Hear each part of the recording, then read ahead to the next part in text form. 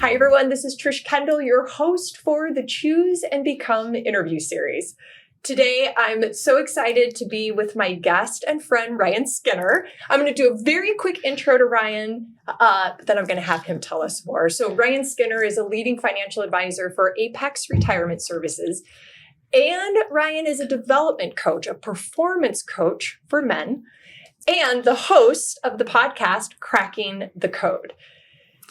So this interview series, Choose and Become, I started it because I made 5 critical choices on my journey from the pit of despair to the peak of success, enduring success. I chose to pick up the phone, which was the first choice.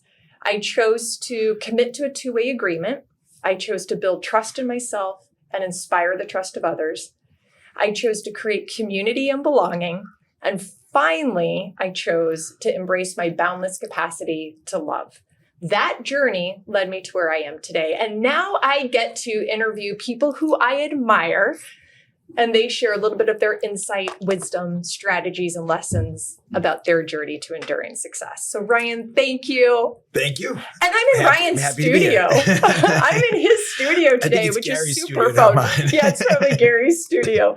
So Ryan, do me a favor and just tell us a little bit about yourself, and then we'll get into it. All right. I think my story is, in a nutshell, it's pretty simple. I had some success in my career. I got introduced to opioids. Opioids took everything away. Opioids allowed me to give everything away. That was the worst part, is I was handing over my life. At the bottom, I was a heroin addict. I went to prison. And after you had a fresh start, I believe people come into your life for a reason. And, you told me about the phone call, and I had somebody very similar in my life. And when that happened, it changed everything. So, all right, I got to say this. Ryan and I met on a plane. I should have said this to begin with. And it was about a year ago, maybe a little bit more than a year ago. I was flying. You were going to do a keynote speech at some island. Yes. And so that's right. I was going to deliver a keynote speech. He was going to a conference, and we hit it off. Not only do we share some professional similarities in what we do professionally, but personally with your journey.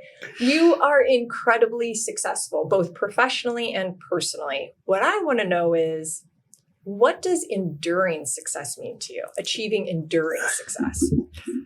That's something I strive for. You mentioned that before, and I thought to myself, geez, for me at this point in my life, at one point I would have said, a healthy marriage, good work-life balance, yada, yada. And that would have just been all BS, because truly I'm a workaholic. So enduring success means my practice keeps going and growing. We help more and more people. At some point I can step aside and it can continue without me, because I'm not that unique. In my personal life, my little one has autism, making sure she grows up and she's successful. And my older one's a rock star, and I just want to make sure she continues to be successful and make smart choices. And obviously in my personal life, I'm not really sure other than that. Right now, that's kind of enduring success for me, is being a good dad and being a good business owner. And obviously coaching other guys, they've gone through midlife crisis. They've gone through real life stuff that hurts. Guys don't like to admit when it hurts, but the truth is a lot of things hurt. And one of the things that just gets to my heart is the way that you talk about Dylan and Kennedy, your 2 daughters. And I feel that fulfillment and joy come from you in the success of being a dad to them. I love it. I always say I'm glad I didn't know when I was younger, because I probably would have brought kids into this world long before I was ready. It's the greatest thing ever. For me, that's the highlight. Driving Dylan to school today, having her pick music, what she wants to listen to. Here's a kid who's autistic, and she used to have earmuffs on everywhere. And now she's asking to blare the music, and she's got her special shoes. The girl opens the door to take her in, and she's like, "Hey, can you hold this bag?" And she's doing so well. And Kennedy's just turned into an amazing young woman. I got Kennedy when she was 5. She's my stepdaughter. And I never thought there would be a bond like there was. She's the reason I wanted kids, because I kept thinking, wow, she's amazing. If I had ever been there earlier on, it would have been amazing. And it is a gift. You're a parent. It's totally a gift. It's a challenging gift, because you try to balance it. You try to be the best example. The truth is, they don't come with a playbook. They don't come with, and I screw up every day. Literally every day. Every day I'm saying, I just need to reset. Okay, here's what I want to get your perspective. And I think the way that we go about this, and I'm going to ask you the 5 choices that I made, and I'd like you to apply them to your life. And I think the men that are listening, the families that are listening, the parents that are listening, the clients that are listening can apply these into their lives too. Okay. The first choice that I made, I was 20 years old, and that choice was to pick up the phone when my sister called, and you know that. When you reflect on your journey to where you are today, your journey to success, was there a first choice, whether practical or profound, that you would say, that really impacted my journey here? Yeah, I think there was probably two. The first one was I was married for a short time in my 20s, and it was during a tumultuous time. And she did the best she could, but I was a mess. And even when we were at the bottom, we weren't close to each other, and we had grown apart. And we realized it just wasn't going to work. I was too messed up. But she pushed me to go to an AA meeting, and I went to that meeting. And I thought at the time that I was better than everyone else. I mean, my house was in foreclosure. My cow was getting repo, but in my mind, I still looked different. And there was a guy who came up on a bicycle. He looked rough. He looked like he was homeless, but he talked about spirituality and that peace and something. And I got his phone number, and it turns out he's very successful. He's a director at a hospital. He just happened to ride his bike. But I said to him, wow, you looked homeless when I met you. That moment, when that guy put his hand out to me, he showed up at jail. I don't know if he made the first step or I made the first step, but that connection to this day, he's the guy I look up to. I mean, he's the guy I try to emulate. That's awesome. So you met him, and the first choice that you made is connecting with him and calling him. And now he's been a part of your life always. He's the godfather of Dylan. I mean, there's not much more to say. He's amazing. Now, I find, and when I interact with people, that sometimes making first choices is really hard. Like, we know we need to do something, but there's all these reasons why. Why is it so hard to make a first choice? It's for me, it's discomfort. Like, even when things are going bad, like when I was a full-blown heroin addict, there was a comfort in that. It's what I knew. It's like, hold on, I have to give up everything I know to hope that something else works, to hope this person doesn't let me down, to hope that. There's so much faith it takes. And, for me, I make decisions, I make changes when the pain is great enough. All right, hold on. Come here. I love this guy so much. And sometimes when you say things, it speaks to me so perfectly. Because you've lived it. Yes. Yeah. Yes. And I remember not knowing who I am without being a crystal meth addict. Yeah. And all the things that girl was. Everything from the second get up, the chase, the whole thing. It was more natural than just sitting in my own skin in peace. Yes. It's crazy. And I love you. I love who you are. Some days I do, some days I don't. But you know what? Even at a bad day, I'm not out running score drugs and let my kids down. And that's a win. That's a win. Yeah. It's a major win. Yeah. The second critical choice I made was to commit to a two-way agreement. And before I get your perspective on this, when I think about a two-way agreement, at the time I committed to that agreement with my sister and her husband, David. They took me in. You know That's that so when cool. I was a crystal meth addict, and my friends were gang members, drug dealers, and a murderer. That's who my sister brought in. When I think about a two-way agreement, the structure of that, two entities or two people coming together with the intention of achieving a mutually beneficial goal. We lift each other up, we're accountable, etc. And the power of that is in committing to the agreement. Yeah. Will you share, because I know you have, will you share one of the agreements that you've committed to, a two-way agreement, and what you gave and what you got by it? So I was about to get out of jail. My lawyer had said, hey, listen, the guy's not testifying. Allegedly I did something violent and the victim wasn't going to show up. And the judge said, okay. And I put my hand out. I said, Your Honor, can I fire my lawyer? And she said, you don't want to do that. I said, no, I do. I said, here's what I want. I want you to hold me in jail till you can find me a bed for treatment. If you let me go home today, I'm going to use or I'm going back to jail. Can you do this? She said, Mr. Skinner, if you do this, we'll take you back to jail. I said, listen, my commitment is this. I will come back. I will be back in this courthouse paying it forward. I will be a part of this community. I will pay this back if you do this. And she said, all right, then you're going back to jail. And when I got out, I went back and now I speak for the court system and I'm very involved. And my buddy's the chief over there. And that was the two-way agreement. Like, he looked at me and said, you screw me on this, I'm going to kill you. He did. He goes, I'm going to put you through a wall. At that point, I already pushed the probation officer. I was breaking all the rules. And he said, I'm going to give you one more shot. And if you really want to go be held and you want treatment, I'm going to get you this court alternative program. But you go in shackles, you leave in shackles, right? You're going to have to do 90 days. I don't know if you can do it. I said, Vic, give me a chance and I'll do it. And to this day, this guy and I see each other every week. Yeah, I go by the courthouse every week. This guy is one of the biggest plays in my life. And tell me, when you see him and when you go to the prison facility. What do you do there? Well, he's at the courthouse. The courthouse. And I just walk in like I own the joint. Like, you're not supposed to have drinks. I walk in with a coffee for me, coffee for him. And they just know me because they've all seen me fall and they all saw me come back. And people want to see you come back. What people don't realize, if you'll commit to trying to come back, there are people who are going to root you on. They can be in your corner. And for me, Vinny was one of those people. And at one point I fell with a relapse. They showed up at his office. I said, Vin, I've been screwing up. He said, I love you, buddy. We'll get through this. And that's the gift. I mean, the chief of police was on our show a couple weeks ago. He's another one of those guys. I mean, I was getting arrested by these guys and he was cheering me on. I mean, I call him, he goes every Thanksgiving, every Christmas, he gets a call saying thank you. That's a gift. These guys played a role. So but I think the first commitment was, I looked at that judge and I said, listen, I will pay it back. And she was thinking to herself, she says, no, Sean, hell, you've been here 20 times in the last month. Like, you're a heroin addict. I was thinking to myself, what did you just say? But I knew there was something inside me that wanted to change. And when you commit, when you make a decision and you jump to it, there's no going back. But do you know what it was? What inside of you? You said 20 times you've been there. Yeah. This time was different. Yeah, I have a 13-page record, so I had been there several times. What was different was this. I had met that guy from AA. He had given me a way out. He told me, like, I don't want to tear up, but he said, there is a way out. Here's the path out. And when I knew this guy, he spoke with such conviction because I know he had beat people like me. He had done drugs like me. He had violent, psycho, crazy stuff. But he was a man that walked with integrity. And I said, that guy, there's a guy with a program. There's a guy with a path out. And once I saw that between him and Vinny, I just knew that, Jesus, there are people in my corner. Here's my chance to get out of this. And, I was tired of making my mother cry, if you want the truth. I mean, that's the truth of it. I was tired of making my mother cry. And how's your mom today? My mom's got a good life today. She's a grandmother. She's old. She's cute. My mom's strong. I always say my mom's a tough old Irish broad. She could take it. She did it. She goes, I'll never forget. She came to see me in jail. And she had a brow without wires because it's metal detector. She's like, Brian, I had to get a jail brow. What is going on with my life? And till this day, I laugh about that. That's pretty funny. What's your mom's name? Pat. Okay. Thank you, Pat. Yeah, she's still great. She's a good grandmother.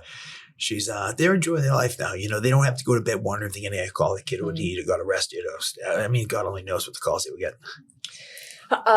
One thing, so Vinny, what's the gentleman's name that you met at AA? So Bill Tyner. Okay. Yeah, Billy. I was with him last night. I was with him the night before. He's Billy, Vinny, and Pat. Your heroes. Yeah, they really are. It's in that order. It's probably Billy, Pat, then Vin, but those three people I mean, everything I have, I can, and probably Bobby too, Rufo. Those four are like. Yeah. And the thing about you now, and I will get to this third choice here in a second. Can I get tissue at some point? Is there any napkins or anything? Perfect. Right. We're just going to be. Okay, cool. We're going to be doing the whole thing. Is my sister was my hero, right? She was my hero and her husband, both of them together. But my sister was my hero. I don't know. I suspect everyone might need a hero one day, but I know for sure anyone can be a hero. I love that you just said that because it's true. Everybody, you don't even know you could hold the door for somebody. I've had people hold the door for places. Yeah, I remember when I was at the bottom and people would hold the door for me, or look me in the eye and say, hey, how you doing? And it made me feel like a human again. So it doesn't take a lot to make somebody's day. I think people think it has to be big stuff. I mean, there's times where I'll go to the ice cream store and I'll give the kids $100 tip because they're serving ice cream, working their ass off. Or there's times that I'll go to Walmart and try to pick up a tab for somebody who looks like they could use it. But there's other times where I'm just going to hold the door and tell somebody, hey, yesterday I saw a little girl spill her smoothie on her skirt and I was going to get my haircut next door. I said, oh, that looks great. You kidding me? It looks better. And I helped her clean it up. And that little thing, that mother didn't feel embarrassed anymore. I said, listen, I got a 3-year-old autism. She spills everything. And right then and there, you made somebody's day, and that's been done for me. Yeah. People think it has to be epic stuff. It doesn't. It has to be. Yeah. It doesn't have to be epic. I love that. The third critical choice I made was to build trust in myself and then ultimately inspire the trust of others. When I lived with my sister and David and I got clean, when I got clean and sober, we've talked about this before, but that was really the first part of my recovery. My recovery was so much more than that. But at that time, I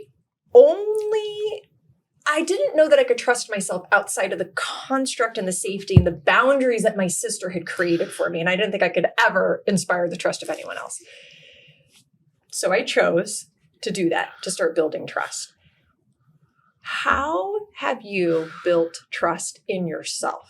And then we'll get into inspiring the trust of others. That's a great question. I think you were talking about the comfort of your sister. I had the bubble being a program, and then I was in a halfway house, and then I was still in probation for allegedly 3 years. They let me off early because I had done so well, and they didn't want to keep hitting me with these fines. But I will tell you, that was comfortable. I know it sounds awful. Going to take a drug test in front of somebody every week kept me honest. It was easy. Totally. After that, it was like, whoa. What happened was I worked hard during that time, and I worked with a good sponsor, and we did a lot of 12-step work. And by the time I was off probation, I had a pretty clear head. I was dialed in. And so I think it's when you're in that bubble that you have to really work on yourself. And because at the end of the day, it's between you and God. And you got to stay away from relationships, and you got to stay away from all the nonsense. Really, that's hard because addicts were codependent. I used to bounce. I used to call it replacement therapy, and because I didn't have it in me to be alone. And now I have that in me, and it's nice to be able to have the peace of mind to be okay alone, or to just focus on being a dad. When I was younger, it had to be like, now what? Because you need the rush. Totally. And we're in sales too. Yeah. So let's just call it for what it is. That totally plays into to our need for the rush.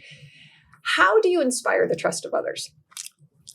I always say actions speak louder than words. Like, you don't have to hear, because I can tell you whatever I want. I'm a sales guy. I can tell you how great I am, what I do right. Watch my actions. How do I treat others? How do I treat people who can do nothing for me? Because that's what defines you. What defines you is, what do you do for somebody who there's no gain? There's no skin in the game. Because that's really, if you're doing that, then you're a quality person. Everybody wants to do something for an individual that will make them money, or they have this or that they can help me with. But when you do it for people that don't, then, you look at those people and you look at them a little different. And how does somebody lose your trust? Really easy. If you want the truth. I always say life's cutthroat, grab a knife. Like if you're in my world and you do something to betray my trust, it's not minor stuff, but there have been some stuff over the last 6 months that has happened to me, and an individual who was a big part of my life, I just could walk right through. I don't wish them harm. I just don't have the capacity to give you trust if it's not there. But how about, it might take a lot for me to trust someone. You can just lose it like that. Yeah. Well, somebody told me once in business, you got to be slow to hire, quick to fire. And I believe that in every aspect of life. I'll let you into my circle slowly. And I'll be generous. Like, if somebody needs something, like an addict or something, I'll be around them. I'll spend time with them. But I won't let them, I won't leave my wallet around them. I won't have them in my house near my kids. But once you're on the inner circle, you screw up, you're gone. I have 2 kids to protect, and I got my recovery to protect. I got in a business. I got way bigger things on my plate than somebody. And it doesn't have to be somebody who could be an addict or somebody who might have a criminal record. It can be somebody inside life that you're supposed to trust and be able to rely on. And next thing you know, they're stabbing you in the back, Yeah. Right. And sometimes that's like the worst because it's not even expected. All right. I want to go back to you building trust in yourself and you inspiring the trust of others. So I am a big believer in do the little things great and great things happen. Just because that's the only way that I've been able to actually create the life that I have is through the little things. Yeah. Is there a little thing that you do consistently that has made an impact on building trust? I think there's 2 things I do every day. I start my day, and the way I start my day is it's a few things, but I always make my side of the bed, because you always want to keep your side of the street clean. I'm not gonna lie. If my wife doesn't make her side, that's her lesson to learn. I used to do it. Then I'm like, what am I doing? I work full time. So I make sure I always make sure my side of the bed. I roll out of bed. I pray to a God that I believe in. I'm not only religious as we talked about, but there's something out there, I think. Then I take a little quiet time, and I also work out. And sometimes I work out 15 minutes, sometimes 10 minutes, sometimes 20 or 30. But those things, that consistency, anybody who knows me knows what I'm doing every day. Mm-hmm. And sometimes I'll work out later. My days vary a little, but I'm consistent. I think being consistent, and I think doing the little things like making your bed. Who was it? The guy, I read his book just recently, The Bullfrog. Oh. And it was Admiral McCraven. And it was awesome because when he spoke at, I believe it was Stanford, he gave the commencement speech. He talked about making your bed because, you go home to a nicely made bed at night. Worst case scenario, you do this. And it's all these little things. Most of us that have success, a guy in my business said, how do you make $1 million a year? I said, well, call your clients once a week, call a few clients. And he's like, well, what do you mean? What if they have no money? Move. I said, just call them. And he's like, well, and I said, you give me so many wells, you have far more time in your day because you're not nearly at my level. But you can't make the calls. I make those calls. And he's like, and he started making the calls. And he went from making, I think it was $70,000 a year. 100 before expenses. Now he's at like 250 and it's not even halfway through the year. And he said, I didn't know these. I said, of course, because you do the right things, God will reward you. There's an energy out there. If you just touch base with people, eventually someone's going to say, my aunt left me some money, or I have somebody who can use your help, or maybe you just brighten their goddamn day and you already get paid to service them. So be grateful you have them to call. Be kind.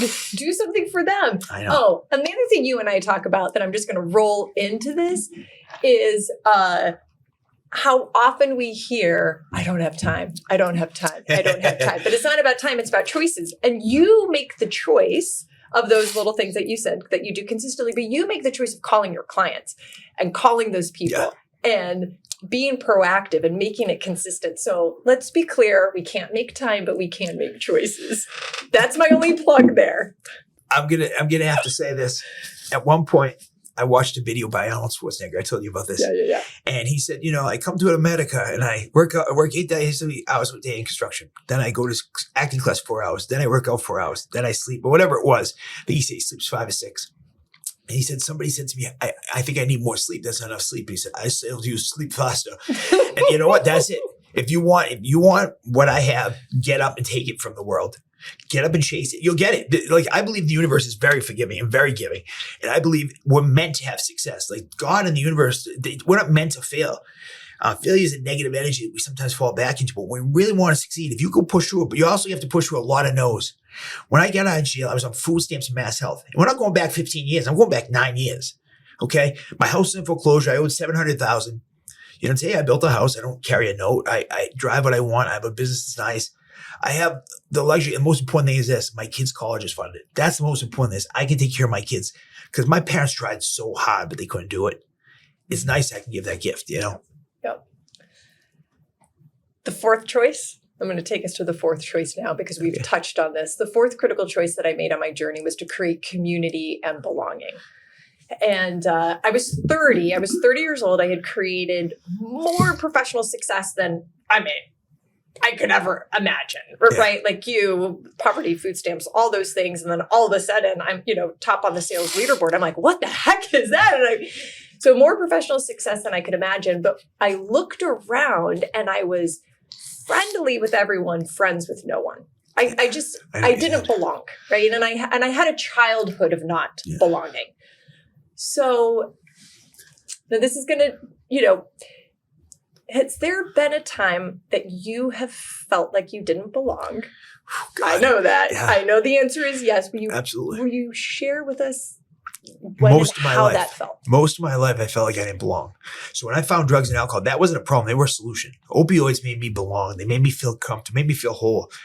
When I got sober, I felt really out of place. And I had Billy just drag me to meetings. I'd say, I had a bad day at work. I'm not making any money. I haven't made money in 9 months. Okay, I'll pick you up. We'd go places, everybody would throw in and eat all after an AA meeting, and everybody would go and throw in a Chinese food. I'd have $20 slipped to me under the table. He'd give me money.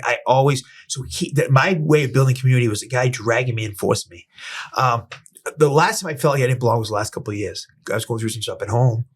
I wasn't plugged into AA. I was working, so I felt like I was between three worlds. But I always said I was surface friendly.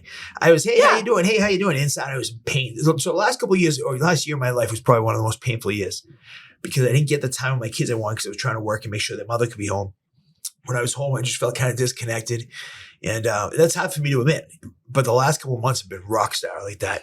I'm back in 12-step meetings. I'm doing like 5 a week. I'm plugged in with guys. I'm having meals with them, this and that.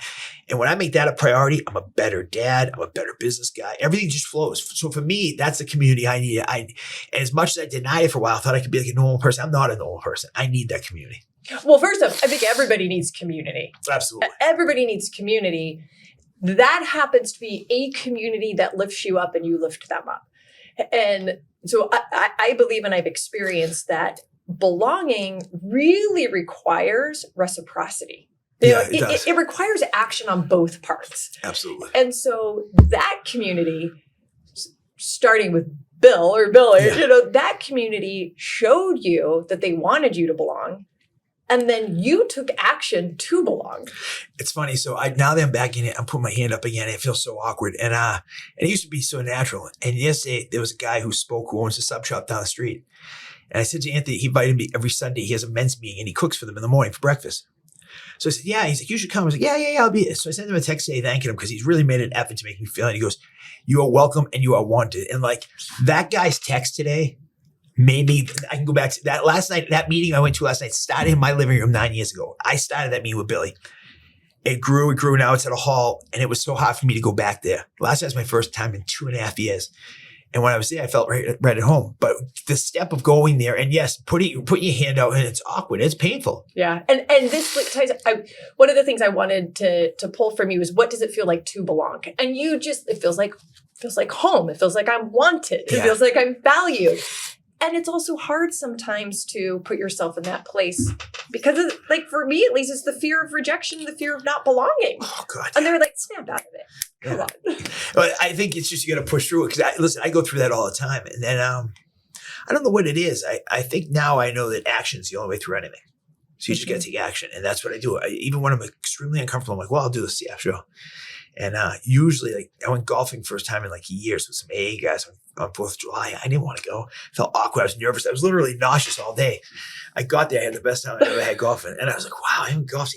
And I fit in. Like, they kept saying, wow, you belong with us. This is great. And I kept thinking to myself, like, why do I fight this? Yeah, why? Why? It's the fear of it's more comfortable to be in discomfort. I really believe that. I totally believe that. And you're not alone in that. Yeah, I believe. There's so many reasons for myself, for you, for others that we coach and who we're with. It feels so good to belong, yet it seems so difficult to make that happen. And this is going to take me to our 5th choice because I think this rolls right in here. The 5th critical choice I made was to finally embrace my boundless capacity to love. And I want to just pause for a second and be very clear with the audience what I mean here is the choice. What I'm talking about here is not love as an emotion. We've talked about this, like with our kids, when my kids were born, I didn't have to choose to love them. Yeah. I just did. What I'm talking about is love the action, love the verb, and the choice to give my love and all of it in every interaction that I have. And then the choice to also receive all the love that others want to give back to me. Now, I was 45 years old before I made that choice. Married, 2 kids, perfect, quote unquote, professional life, personal life, whatever. But I still withheld. I still was guarded. I still didn't want to give and receive it all. So with that, let's talk about that a little bit because I know you've experienced the same. Yeah. Oh God. Yeah. More than I'd like to admit, especially right now. I think because of the fear of getting hurt or when somebody shows you anything that would hurt, and people that have been hurt like us, that you shut right off. It's easy with my kids. I see them, I just want to hug them and squeeze them, like bite their little noses. It's so cute. But when it's other people, it's weird. Like my buddy Billy, I can just receive love unconditionally. Friend Johnny from a former life, like we used to hang out a lot. I went to his 4th of July fireworks. He's a tough guy and I haven't seen him in years. And he's really a tough, intense guy. And I can give and receive love because I know he genuinely loves me. Most people, I'm guarded. I'll be honest. I'm very guarded with that. I've got to work on that a lot. People who work for me, I'm pretty good about it because I genuinely see them every day. And the guide comes down. It's probably one of my biggest weak spots. Well, I think it's human nature's biggest weak spots. Probably, yeah. How about this? What does it feel like when you do choose to give it all? That's a great feeling. All is like the key word here, right? Yeah. To not withhold. I think that's great because when you do, let's tell you, like you and I clicked right off the bat. Right. And like when we just vibe, it's vibes. It's just comfortable. Gary and I clicked right off the bat. His friend Kurt, same thing. So the people I click with, they get to see like the real Ryan, which is goofy and funny and laid back. Most of the world sees Ryan with a little bit of an edge. And, when I go to the bank, the kids at the bank know me. When I go to the ice cream, anywhere I go consistent, I can be me. But it takes a while. And at first you just see me and, I'm polite, but I'm definitely, I can look right through you. Mm-hmm. And that's something I've been working on is letting myself be myself more. You are a giver. You are a big giver. You give of your time. You give what is it? Time, talent, treasure. I don't know. I've heard it. But it's something like that, yeah. Right? So I think you do like all 3 all the time, even the stories that you were just telling us. Why is it? So here's my observation. An observation is sometimes it's easier to receive. No, it's easier to give than to receive. I agree. Why is that? I think when you're giving towards somebody, you don't have it. There's no risk. You're just doing what you're going to do. You're being you. When you're receiving, you've got to be open to receiving. You got to hope they're giving you what's genuine, what's pure, and what's not corrupted. I can do anything. I can do anything. I've got somebody in my life right now I'm doing a lot for, but I wouldn't let that individual do much for me because I just closed off because there's too much risk when you're letting somebody in. It's easy to give. Right. But here's the thing, and I have to tell myself this too, and I think that we got to practice this a little bit, is the feeling of joy and love that you get when you give, right? Because I see it in you. I see it when you tell the stories and you get from giving. And so when we don't receive, we're actually blocking that person's ability to get back too. That's true. Do you know what I mean? I never thought of it that way, but yeah, it is. You're kind of shutting them down, not giving them that opportunity to fulfill you. Yeah, like it's okay for me to get the enjoyment and the fulfillment and the love and the joy from giving, but I'm not going to let you get that. That's true. It's true. Yeah. I never thought of it that way. I always just thought of it being nice. But the truth is, you're kind of having boundaries on what and it's supposed to be a two-way street. And it could be like something like so small or so big or whatever. And I know that when we do choose to give our love, whether that's through kindness or service or listening or forgiveness or picking up the phone or all of these different ways that love manifests itself, that I believe that is when we really start to create enduring success, lasting success, true success, not just for ourselves, but for those people around us, including our kids. Yeah, that's true. And I know that there's, an infinite number of reasons why we as people hold back and don't give and withhold and guard. But my question always is, what if each of us in just the next 5 interactions, like just the next 5 interactions we have with the human beings around us, if we truly showed up with the intent of giving all and receiving all? Yeah, I think it would be good. When you say it that way, I do think it could be a real positive. I think that's something that by working on it, life gets more fulfilling and more full of joy. I think the longer you withhold stuff like that, you bottle up. Yeah. And then you miss out. Absolutely. Every time I've put my hand out to somebody or done something, it's always, and I've allowed it to come back. And it's easy when you're in a group that has common goals. It's a little different in society. But I think taking the first step like that and allowing somebody, most people don't want to hurt you. I always say that. Most people would rather help somebody than hurt them. For sure. And then we just maybe need to just trust a little bit more that their intent is there too. And when I think about my journey, that was my 5th choice because I wasn't emotionally, mentally, spiritually prepared to make that choice until I did. Yeah. But if I would have just started there, then committing to a two-way agreement wouldn't have actually been a choice. I would have just naturally done it. Build trust, it wouldn't have been a choice. I would have just done it. Community and belonging, I think they unfold the way they're supposed to. I think they unfold the way they're supposed to. I think it takes all that stuff to build up to allow you to feel like you give. You know what I mean? Be able to there's do a path. I think that the path went the way it was supposed to. I am so grateful that I met you when I met you. Such a cool time, yeah. That I met you and when I met you, and that we allowed each other to give and receive. Yeah, it was really natural with us. I mean, it was funny. We're just sitting next to each other on an airplane, jabbing away. I'm like, for me, I don't really talk on the airplane because, me neither. But it was such a common thing. And when I learned what you did, I was like, oh my God, I love this. This is incredible.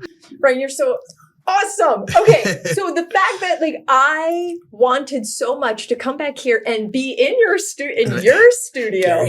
Live with you, Gary's studio, live with you to have this conversation. I mean, that's want. This is cool. Yeah, this is cool. It's a cool vibe. It's a cool vibe. Now, I know we got to wrap this up. We got to wrap it up. So how can people find you? So you can reach out to me at Ryan@rebuildwithryanskinner.com. They can watch our YouTube show, Cracking the Code, which is one where we interview people. We interview you about interesting lives, what they did to overcome adversity. It's just a joy to be on here. You're great. Yeah, awesome. And you can always find me. You'll see all the contact information that comes up next. Thank you for joining us for the Choose and Become interview series. Thank you for joining me for our Choose and Become interview series. You could find this episode and others at trishkendall.com. Just go to trishkendall.com/choose-become job-interview-series. Or if you have a question or just want to leave a comment, email me, trish@trishkendall.com.